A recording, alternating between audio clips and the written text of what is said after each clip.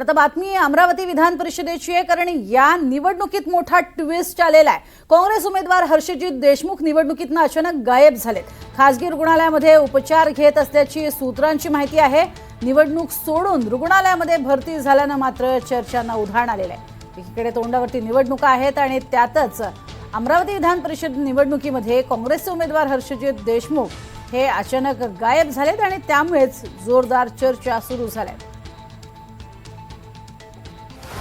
काय तुम्हाला नेमकं झालंय? माझ्या तब्येतीवर दबाव आहे। तब्येत बरोबर नसल्यामुळे मी इकडे आलो।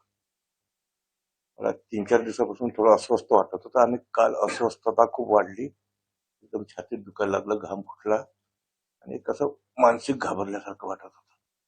मी अमरावतीला निघालो होतो।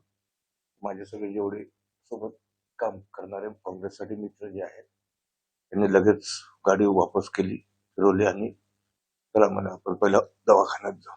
निवडणुकीचं काय चालू आहे, माझा डिजिटल प्रचार चालू आहे। जेवढं जमते तेवढं मी करणार आणि इथून निघालो की पहिले तिकडे जाईल अमरावतीला। तो काँग्रेस नेते यशोमती ठाकूर यांनी निवडणुकीच्या पार्श्वभूमीवर राजकीय वर्तुळात खळबळ उडवून देणारा आरोप केलाय।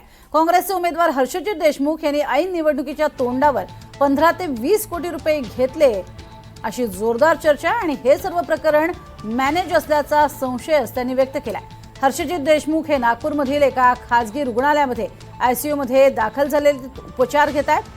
मात्र आश्चर्यकारक बाब म्हणजे आयसीयू मध्ये असूनही ते तिथून माध्यमांना मुलाखती देत आहेत।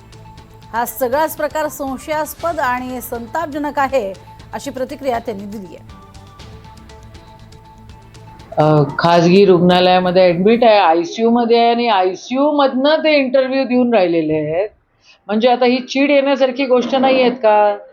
विड्रॉलच्या दिवशी आमची त्यांची पहिल्यांदा भेट झाली, त्यांना निवडणूक लढायची होती, ते आले आमच्यापाशी, त्यांनी घेतला बी फॉर्म लावला आणि त्या ठिकाणी आता तेच ऍडमिट झालेत। म्हणजे घोडबाजारे काय आहे हा कारभार, कोट्यवधी रुपयाचा याच्यामध्ये व्यवहार झालेला आहे असंही आम्हाला कळतंय। आणि जर इतका कोट्यवधी रुपयांचा जर व्यवहार होतो आणि एवढे कॅश जर इकडची तिकडे आणि तिकडची इकडे होते तर आदरणीय देवेंद्रजी काय करतायत?